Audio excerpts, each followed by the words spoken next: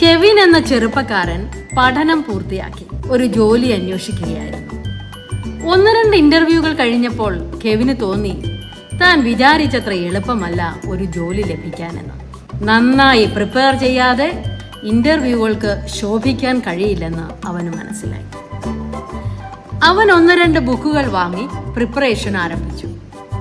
ആദ്യം അവൻ വളരെ എക്സൈറ്റഡ് ആയിരുന്നു. ഉത്സാഹത്തോടെ, പ്ലാനിങ്ങോടുകൂടി, ഉറച്ച മനസ്സോടെ അവൻ പഠനം ആരംഭിച്ചു. പക്ഷെ സാവധാനത്തിൽ അവന്റെ മനസ്സിലേക്ക് ആശങ്കകൾ കടന്നു വരാൻ തുടങ്ങി. ഇനിയും ഞാൻ പരാജയപ്പെടുമോ?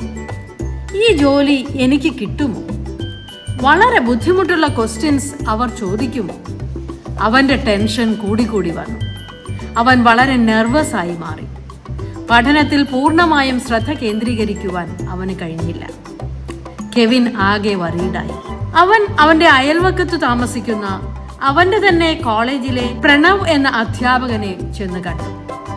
അദ്ദേഹത്തോട് അവന്റെ പ്രയാസങ്ങൾ പറഞ്ഞു. അദ്ദേഹം അല്പസമയം ചിന്തിച്ചിരുന്നു. എന്നിട്ട് പറഞ്ഞു, മോനെ, എല്ലാവരുടെ ജീവിതത്തിലും പ്രോബ്ലംസ് ഉണ്ട്. നമ്മൾ അതിനെ എങ്ങനെ കൈകാര്യം ചെയ്യുന്നു എന്നതിനെ ആശ്രയിച്ചിരിക്കും അതിന്റെ സൊല്യൂഷൻ. നമ്മുടെ മുൻപിൽ ഒരു പ്രശ്നം വരുമ്പോൾ അത് എത്ര ചെറുതാണെങ്കിലും വലുതാണെങ്കിലും നമ്മുടെ ബ്രെയിനും ബോഡിയും അതിനെ ഒരു ത്രെട്ടായി കണക്കാക്കി റിയാക്ട് ചെയ്യുന്നു. നമ്മുടെ മുൻപിൽ ഒരു ഭീഷണി ഉണ്ടാകുമ്പോൾ നമ്മുടെ ബ്രെയിനിന്റെ ഇമോഷണൽ ഫീലിംഗ്സ് കൈകാര്യം ചെയ്യുന്ന ഭാഗം വല്ലാതെ ട്രിഗേർഡ് ആകും. നെർവസ് സിസ്റ്റം വളരെയധികം സ്ട്രെസ് ഹോർമോൺസ് പുറപ്പെടുവിക്കും. നമ്മുടെ ഹാർട്ട് റേറ്റ് ഉയരുകയും മസിൽസ് വലിഞ്ഞു മുറുകുകയും മനസ്സ് ഏറ്റവും വേഴ്സ്റ്റായ നെഗറ്റീവ് ചിന്തകൾ കൊണ്ട് നിറയുകയും ചെയ്യുന്നു. കെവിൻ പറഞ്ഞു, ഇത് തന്നെയാണ് എനിക്ക് സംഭവിക്കുന്നത്. അപ്പോൾ ആ അധ്യാപകൻ തുടർന്നു, ഈ നെഗറ്റീവ് ചിന്തകൾ കൊണ്ട് നമുക്ക് പ്രോപ്പറായി ചിന്തിക്കാൻ കഴിയില്ല. അപ്പോൾ നമ്മുടെ ബ്രെയിനിന്റെ ഫ്രണ്ട് ഭാഗത്തുള്ള തീരുമാനങ്ങൾ എടുക്കുന്ന ഭാഗം ഷട്ട് ഡൗൺ ആയി പോകും. പരിഭ്രാന്തിയും ഭയവും നമ്മളെ നിയന്ത്രിക്കുകയും നമ്മൾ എടുക്കുന്ന തീരുമാനങ്ങൾ വികലമായി പോവുകയും ചെയ്യും. നമുക്ക് ഇതിൽ നിന്ന് എങ്ങനെ മോചനം നേടാൻ സാധിക്കും? കെവിൻ ചോദിച്ചു. അതിന് ഒരു മാർഗമുണ്ട്, ആ അധ്യാപകൻ തുടർന്നു. നമ്മൾ ഒന്ന് പോസ് ചെയ്യുക, എന്നിട്ട് ദീർഘമായ ഏതാനും ശ്വാസമെടുക്കുക, അതായത് ഡീപ്പ് ബ്രീത്തിങ്. ഇത് നമ്മുടെ നാഡീവ്യവസ്ഥയെ ഊർജ്ജസ്വലമാക്കുന്നു, നമ്മുടെ വൈകാരിക ഭാവങ്ങളെ ശാന്തമാക്കുന്നു.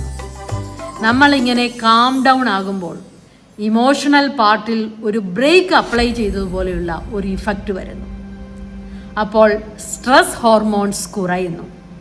അതുവഴി ഹാർട്ട് റേറ്റ് നോർമലായി, മസിൽസ് റിലാക്സ് ആയി, നമ്മുടെ ബ്രെയിനിൻ്റെ ഡിസിഷൻ മേക്കിംഗ് പാർട്ട് ആക്റ്റീവ് ആകുന്നു.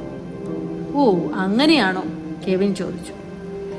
ഈ നിമിഷത്തിൽ നമ്മൾ പ്രോപ്പറായി ചിന്തിക്കാൻ ആരംഭിക്കുകയും പ്രോബ്ലം സോൾവ് ചെയ്യാൻ ആരംഭിക്കുകയും ചെയ്യും.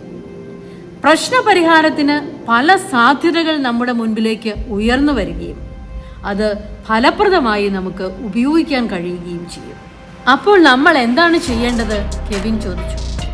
ഫസ്റ്റ് പോസ് ചെയ്യുക, ഡീപ്പ് ബ്രീത്ത് എടുക്കുക, ബോഡിയെ കാം ഡൗൺ ചെയ്യുക, ഡിസിഷൻ മേക്കിംഗ് പാർട്ടിനെ ആക്ടിവേറ്റ് ചെയ്യുക. ഇതിനെല്ലാം ബോധപൂർവമായ ശ്രമം ആവശ്യമാണ്. ആദ്യം റിയാക്ട് ചെയ്യാതെ പോസ് ചെയ്യുന്നതിനും ഡീപ്പ് ബ്രീത്ത് എടുക്കുന്നതിനും നമ്മൾ നമ്മളെ തന്നെ ഓർമ്മപ്പെടുത്തണം. ഏറ്റവും പ്രധാനമായ കാര്യം, തുടർച്ചയായ പ്രാക്ടീസിലൂടെ ഈ കഴിവുകൾ നമുക്ക് സ്വായത്തമാക്കാം എന്നതാണ്. ഓരോ പ്രാവശ്യവും നമ്മൾ ഇത് പ്രാക്ടീസ് ചെയ്യുമ്പോൾ നമ്മുടെ ബ്രെയിനിൽ റീവയറിംഗ് നടക്കുകയും ഈ പ്രോസസ്സ് ഓട്ടോമാറ്റിക്കായി സംഭവിക്കുകയും ചെയ്യും. അതായത് ബോധപൂർവമായ തുടർച്ചയായ പ്രാക്ടീസിങ്ങിലൂടെ നമ്മുടെ ബ്രെയിൻ പ്രോബ്ലത്തിൻ്റെ പ്രഷറിൽ ഫ്രീസ് ആകാതെ വ്യക്തമായി ചിന്തിച്ച് പ്രശ്നപരിഹാരങ്ങൾ ആലോചിച്ച് കണ്ടെത്തും.